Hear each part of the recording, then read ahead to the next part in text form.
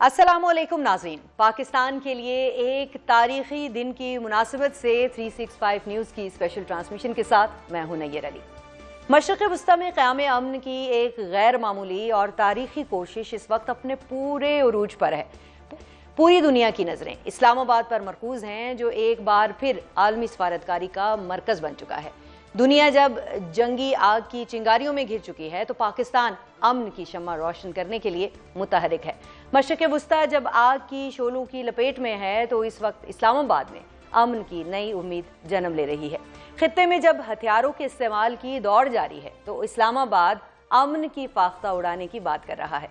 नाज़रीन, सिफारतकारी को एक और मौका देने की पाकिस्तानी कोशिशें बिलाखिर रंग ले आई हैं। ईरान और अमेरिका जैसे देरीना हरीफ ममालिक के आला सतही वफूद इस वक्त इस्लामाबाद में मौजूद हैं और अमरीकी वफ्द में अमरीका के नायब सदर JD वेंस, जेरेड कुशनर और स्टीव विटकॉफ शामिल हैं, जबकि ईरानी वफ्द की क़यादत ईरानी पार्लियामेंट के स्पीकर मोहम्मद बाकिर कालीबाग कर रहे हैं और ईरानी वज़ीर ख़ारजा अब्बास इराक़ची भी इस अहम सिफारती मरहले का हिस्सा हैं।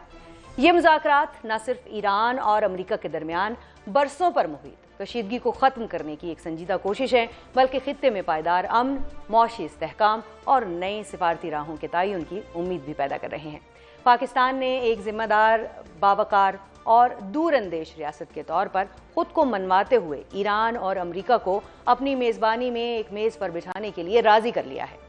पाकिस्तान की गैर जानिबदार पॉलिसी, मुतवाज़न हिकमत अमली और अमन के लिए मुखलिसाना काविशें आलमी सतह पर भरपूर पजीराई हासिल कर रही हैं। आज इस्लामाबाद सिर्फ एक दारुल हुकूमत नहीं बल्कि उम्मीद, मुकालमे और मुफाहमत की अलामत बन चुका है और दुनिया भर के मुबस्सिरीन पाकिस्तान की इस तारीखी सिफारती कामयाबी को एक नए आलमी किरदार के तौर पर देख रहे हैं, जहाँ इख्तिलाफात के बजाय मुकालमे और तसादुम के बजाय अमन को फरोगा जा रहा है। पाकिस्तान की इस कामयाब सिफारतकारी पर बात करेंगे। हमारे साथ मौजूद होंगे इस ट्रांसमिशन में डॉक्टर मुनव्वर हुसैन, जो कि माहिर हैं बैनुल-अक़वामी अमूर के। उनको खुशामदीद कहूँगी। डॉक्टर साहब, आपको 365 न्यूज़ में खुशामदीद। इसके साथ साथ हमें ज्वाइन करेंगे कुछ ही देर में हमारे नुमाइंदा ख़ुसूसी काशिफ रफ़ीक भी, उनसे ज़रा शहर की मजमूई सूरत हाल जानेंगे। लेकिन आगाज़ करेंगे डॉक्टर मुनव्वर हुसैन से। डॉक्टर साहब, अभी मैं जो ये सारी गुफ्तगू कर रही थी, इसमें खुशी का अंसर है, एक फ़ख्रिया अंसर है, और आप भी आज कुछ खास खुश दिखाई दे रहे हैं कि आज हम पाकिस्तान को डिफेंड करने के बजाय पाकिस्तान की अचीवमेंट्स की बात कर रहे हैं। नईर साहिबा, आपको, आपकी टीम को और आपके देखने वालों को सलाम। बिल्कुल आपने बजा फरमाया। आपने फरमाया कि ये पाकिस्तान की इज्जत और वकार के लिए है। इनफैक्ट पाकिस्तान का इज्जत और वकार दुनिया की सियासत में उभरा है। और देखिए, जब मैं बात ये करता हूँ कि सिस्टमिक लेवल पे, रीजनल लेवल पे निज़ाम की तब्दीली हुई है, तो उसमें जो मिडिल रेंज पावर्स हैं उनका किरदार बहुत बढ़ गया है और पाकिस्तान की जो डिप्लोमेसी है, सफारतकारी है, वो उसकी डेमोन्स्ट्रेशन है। और ये पाकिस्तान की कोई पहली कामयाबी नहीं है। इनफैक्ट पाकिस्तान ने 1971 में चाइना, कम्युनिस्ट चाइना और कैपिटलिस्ट अमेरिका के दरमियान में गैप को ब्रिज किया था। यही वो पाकिस्तान है जिसने 1979 सोवियत इंटरवेंशन के वक्त में अमेरिका को सहारा दिया था। यही वो पाकिस्तान है 2020 के अंदर भी अमेरिकन को रेस्क्यू किया था, जिस वक्त तालिबान और अमेरिका के दरमियान में बातचीत का सिलसिला शुरू नहीं हुआ था और जिसका नतीजा फिर हमने देखा कि दोहा एग्रीमेंट की सूरत में निकला। 12 दिनों की जो जंग हुई मई 2025 में, वहां पे भी हमने देखा कि पाकिस्तान ने बड़ी अहम कामयाबी हासिल की और ब्रिज किया गैप को अमेरिका और ईरान के दरमियान में। और इस जंग में पाकिस्तान की 2 सफारती कामयाबियां हैं। एक सफारती कामयाबी यह है कि सऊदी अरब को स्ट्रेटेजिक रेस्टोरेंट के लिए पाकिस्तान ने कायल किया और GCC ममालिक और ईरान के दरमियान में जंग को वुसअत नहीं देने दिया। और दूसरा, इस वक्त अमेरिका और ईरान के दरमियान में दोबारा ब्रिज को गैप कर रहे हैं, जिसकी वजह से इजराइल और भारत आपको तड़पते हुए नजर आ रहे हैं।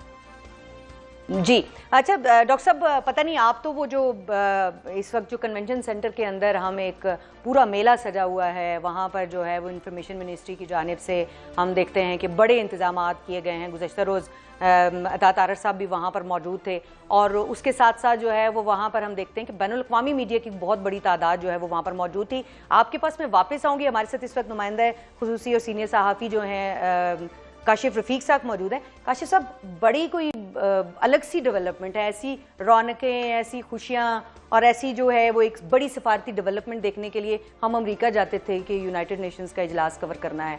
हम दुनिया भर में घूमते हैं कि कोई ऐसा एक बड़ा इवेंट जो है वो मिल जाए, और इस वक्त पूरे जो दुनिया का जो मीडिया है वो पाकिस्तान में आ रहा है, क्योंकि यहाँ पर एक बहुत बड़ा सफारती इवेंट हो रहा है, पाकिस्तान की बहुत बड़ी कामयाबी, ये कैसे देख रहे हैं आप इसको? बहुत शुक्रिया नहीर आपका। बिलाशुबा पाकिस्तान की बड़ी कामयाबी है और अल्लाह ताला का पाकिस्तान पे करोड़ हाथ शुक्र और फजल है कि अल्लाह ताला के फजल करम से पाकिस्तान आज दुनिया की मरकज़ निगाह बना हुआ है। तमाम नेशनल और इंटरनेशनल मीडिया जो है वो इस्लामाबाद टॉक्स की बात कर रहा है, पाकिस्तान की बात कर रहा है, अमन के दाई की बात कर रहा है, अमन के पैगंबर की बात कर रहा है, जो भी नाम हम दे लें। और ये देखिए ये तमाम की तमाम सूरत हाल एक कॉन्स्टेंट विजन है, थाट है कि जिसने यहाँ तक चीज़ों को लेके आया। और इसमें बिलाशुबा अगर हम कहें कि हमारे प्राइम मिनिस्टर शहबाज शरीफ साहब, फील्ड मार्शल आसिम मुनीर साहब और डिप्टी प्राइम मिनिस्टर वज़ीर ख़ारजा इसहाक डार साहब, शब रोज़ उनकी मेहनत है और तमाम दुनिया के अकाबरीन जो हैं वो इस नुक्ते पे फोकस्ड हैं। और ख़ुद ट्रंप साहब जो हैं वो कहते हैं कि उनके पास कोई प्लान बी नहीं है, अमन का की तरफ जाना चाहिए और यहाँ से एक अच्छा जो है फ्रूटफुल आउटकम आना चाहिए। मैं समझता हूँ कि ईरानियों ने भी बड़ा वसअत कल्बी का मुजाहरा किया और ईरानियन लीडरशिप यहाँ पे आई, पाकिस्तान ने उसे होस्ट किया। ये दोनों जो टीम्स हैं अब काशिफ यहाँ पहुँच चुकी हैं और बड़ी डेवलपमेंट अब से कुछ देर कबल हुई है, जिसे आपने रिपोर्ट भी किया है कि वज़ीर आज़म जो है वो जेडी वेंस के साथ मिले हैं और ये मुलाकात उसी मीटिंग के वेन्यू के ऊपर ही हुई है। तो ये बड़ी इंपॉर्टेंट मुलाकात थी। इस मुलाकात की थोड़ी सी मुख्तसरन डिटेल तो बताइए। देखिए बुनियादी तौर पे ये चूँकि जो रिसीव करना था दोनों वफूद को, उसमें इसहाक डार साहब, फील्ड मार्शल साहब और वज़ीर दाखिला मोहसिन नकवी साहब थे, लेकिन प्राइम मिनिस्टर से मुलाकात नहीं हुई। और ये इंडिविजुअल मुलाकातें जो हैं वो सोचा जा रहा था कि इस तरह होगी। तो जिस तरह जेडी वैंस और उनके साथ जो उनके आई हैं वो आए हैं वक्त में और वज़ीर आज़म साहब ने इसहाक डार साहब और मोहसिन नकवी साहब उनको असिस्ट करे थे। ये एक इंडिविजुअल मुलाकात हुई है और ये तवक्को की जा रही है कि ईरानी वफ्द के साथ भी प्राइम मिनिस्टर साहब की इंडिविजुअल मुलाकात होगी।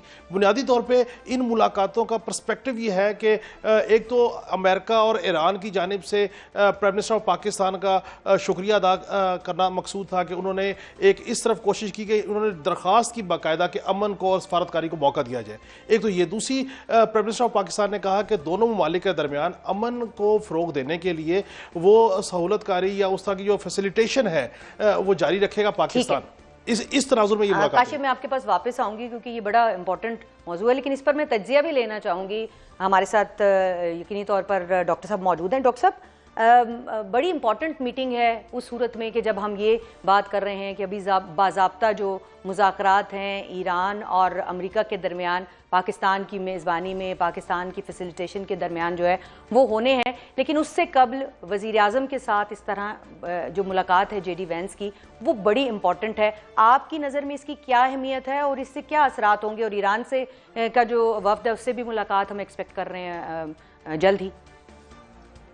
देखिए, ये जो सफारतकारी की मुहिम चल रही है नैयर, इसके अंदर जो बायलैटरल रिलेशनशिप हैं, एक तो उनके ऊपर इसका इफेक्ट आएगा, चाहे वो अमेरिका और पाकिस्तान के हो, अमेरिका और सऊदिया, अमेरिका पाकिस्तान और सऊदिया, पाकिस्तान और ईरान और जीसीसी ममालिक। एक तो उसका ये पहलू है। ठीक है। दूसरा पहलू जो है, इनफैक्ट इस सारे मुआहदे से पहले एक कॉमन ग्राउंड को, कॉमन पॉइंट को तलाश किया जाएगा और इसके पीछे इससे पहले या इसके पीछे जो है, पहले ही बंद दरवाजों के जो है पीछे इस मामले के ऊपर कार्रवाई चल रही थी और कॉमन ग्राउंड की बातें भी चल रही थी। और आपको याद होगा कि सुबह सुबह ईरानी एम्बेसी जो साउथ अफ्रीका में है उनकी तरफ से एक ट्वीट आया, बड़ा सिंपल सा ट्वीट था कि जो प्री कंडीशन थी ईरान की उसे तस्लीम कर लिया गया।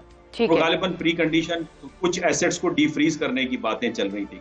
इसी तरीके से अगर मैं वहां पे मौजूद हूं तो मैं बदस्ता गुजारिश करूंगा अमेरिका के से कि वो अगर मुनाब स्कूल के ऊपर अपॉलॉजी को एक्सटेंड कर लें और ईरान स्टेट ऑफ हॉर्मुज़ को खोल दे और कुछ एसेट्स ईरान के डीफ्रीज हो जाएं और कुछ सैंक्शंस। ये जो एसेट्स डीफ्रीज करने की बात अब डॉक्टर साहब कर रहे हैं, आज हमने भी ये बाज़गश बहुत सुनी क्योंकि बहुत सारा ईरानी मीडिया भी वहाँ पर मौजूद था जहाँ पर जो है वो इस वक्त कवरेज जो है वो जारी है इस्लामाबाद टॉक्स की। तो वहाँ पर ये भी बात हो रही थी कि हम जल्द ही ये खबर सुनेंगे कि तेहरान में जो है वो बैंक्स जो कि बंद हुए थे उनकी ब्रांचेस दोबारा खुलना शुरू हो गई हैं और इक्तिसादी प्रोसेस जो है ये दोबारा शुरू हो गया। तो आपकी बात को सेकंड करते हुए आपको लगता है कि ये जो इक्तिसादी पाबंदियां हटाने वाला मामला है ये तो हल तलब है?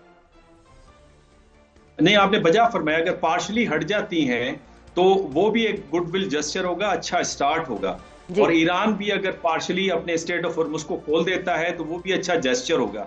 शुरुआत करनी है। और मेरा ख्याल है कि दोनों जो फरीकें हैं बजाय आमने सामने बैठकर एक मिडिल ग्राउंड को तैयार करें। मेरा ख्याल है जो पहली मुलाकातें हैं प्राइम मिनिस्टर के साथ, चाहे वो जेडी वेंस साहब की सरबराही में हो या मोहम्मद बाकिर बालिगाफ की सरबराही में हो, वो मेरा ख्याल में पाकिस्तान को हेल्प करेगा कि पाकिस्तान दोनों के दरमियान में कॉमन पॉइंट को तलाश कर ले। और इसी वजह से ये जो मुलाकात है ये काफी अहम है।